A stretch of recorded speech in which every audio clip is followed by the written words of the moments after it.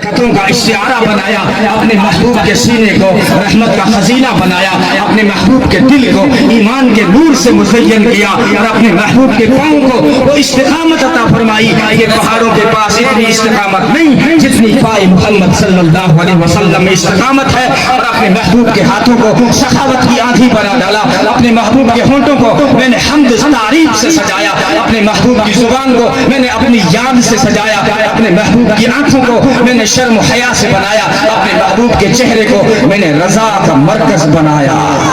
जिसने भी मेरे महबूब के चेहरे को खुश होकर देखा मैं उससे भी राजी हो गया।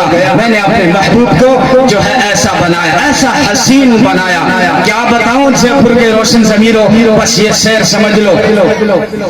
कायनात हुस्न जब फैली तो लामहदूद थी,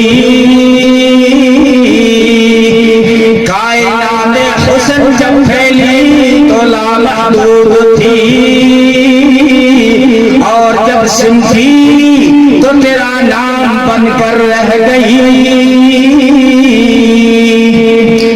हाँ, ऐसा अल्लाह ताला ने हसीन आइडियल दिया है।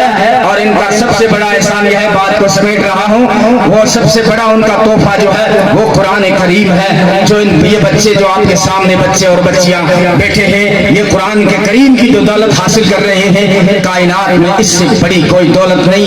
ये सात दोनों जहां की दौलत है। कुरान दोस्तों हमारे लिए दस्तूर हयात है, मंशूर हयात है, ज़ाब्ता हयात है, बल्कि आब हयात है। कुरान का पढ़ना भी इबादत है, कुरान का पढ़ाना भी इबादत है, कुरान का सुनाना भी इबादत है, कुरान का सुनना भी इबादत है, कुरान को छूना भी इबादत है, कुरान को देखना भी इबादत है, कुरान को हिफ्ज करना भी बहुत बड़ी इबादत है। हदीस में नबी पाक सल्लल्लाहु अलैहि वसल्लम ने फरमाया, कल क़यामत के दिन हाफिज कुरान ऐसी शान से चलेगा, लोग पूछेंगे किस उम्मत का नबी आ रहा है। आवाज आएगी, ये किसी उम्मत का नबी नहीं बल्कि आखिरी उम्मत का हाफिज कुरान आ रहा है। सर पे ताज सजाकर जब चलेगा और इसके माँ बाप को भी ताज पहनाया जाएगा जिसकी रोशनी सूरज की रोशनी से ज्यादा होगी। और इन बच्चों को क्या मिलेगा? नबी ने फरमाया, बच्चे जब इल्म हासिल करने के लिए अपने घर से निकलते हैं, एक एक कदम के बदले में, एक एक हरफ सीखने के बदले में अल्लाह ताला पूरी एक साल की इबादत का सवाब लिख देते हैं। एक साल की इबादत सिर्फ बच्चे ने ता सीखा, एक साल की इबादत लिखी गई। ता सीखा, एक साल की इबादत।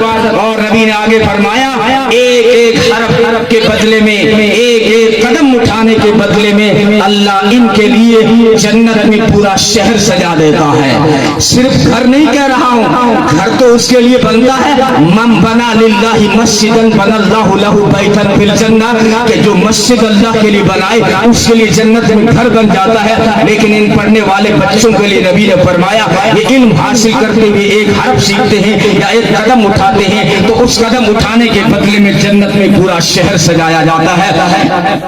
इन्ना फिल जन्नति नहरन इस्मुहु रय्यान अलैहि मदीनतुम मिन मरजान लहु 70 अल्फ बाब मिन ज़हब व फिद्दा लिहामिल कुरान। नबी ने फरमाया, जन्नत में एक नहर है जिसका नाम है रय्यान। उस रय्यान के किनारे एक शहर है जिसका नाम है मरजान। उस मरजान शहर में 70,000 घर हैं, हर घर में 70,000 कमरे हैं, हर कमरे में 70,000 दरवाजे हैं, हर दरवाजे से 70,000 फरिश्ते एंटर होंगे। हर फरिश्ते के हाथ में गिफ्ट होगा, हदिया होगा, इनाम होगा। किसको दिया जाएगा? लिहामिल कुरान, कुरान पढ़ने पढ़ाने वालों को दिया जाएगा।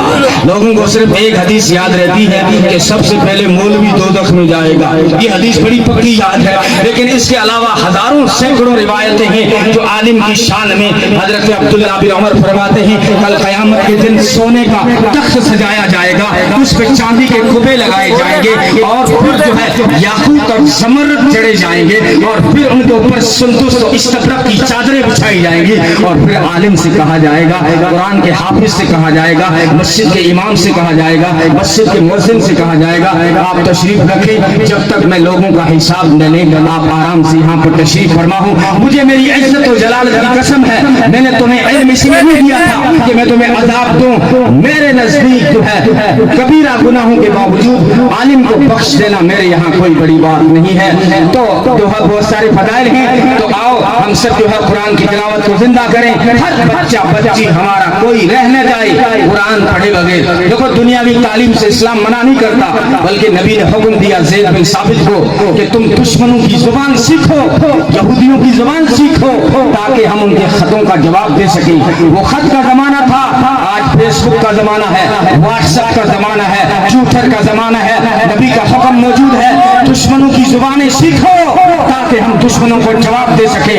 ہمیں انگلش بھی پڑھنی ہے، ہمیں سیاستدان بھی بننا ہے، ہمیں سائنسدان بھی بننا ہے، ہمیں ڈاکٹر بھی بننا ہے، ہمیں انجینئر بھی بننا ہے، لیکن یاد رکھو سب سے پہلے ہمیں اچھا انسان بھی بننا ہے، اچھا مسلمان بھی بننا ہے۔ اس لیے دینی تعلیم حاصل کرنی ہے، قرآن کو زندہ کرو۔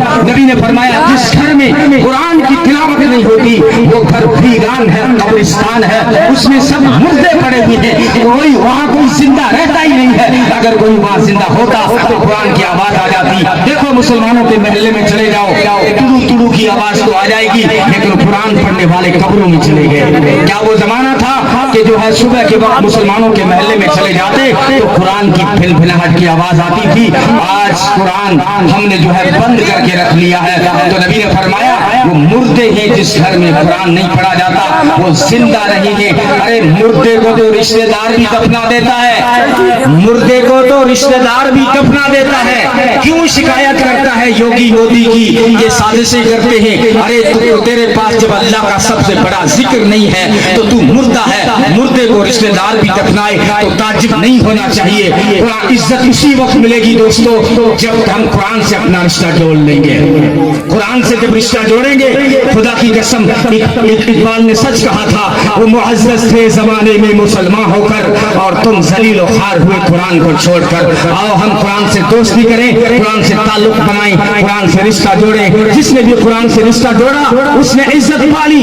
قرآن جس دل پہ آیا وہ دل سارے اعضاء کا سردار بن گیا۔ قرآن جس نبی پر آیا وہ نبی سارے نبیوں کا سردار بن گیا۔ قرآن جس مہینے میں آیا وہ مہینہ سارے مہینوں کا سردار بن گیا۔ قرآن جس رات میں آیا وہ رات ساری راتوں کی سردار بن گئی۔ مولوی صاحب شب برات کو عزت کیوں ملی ہے؟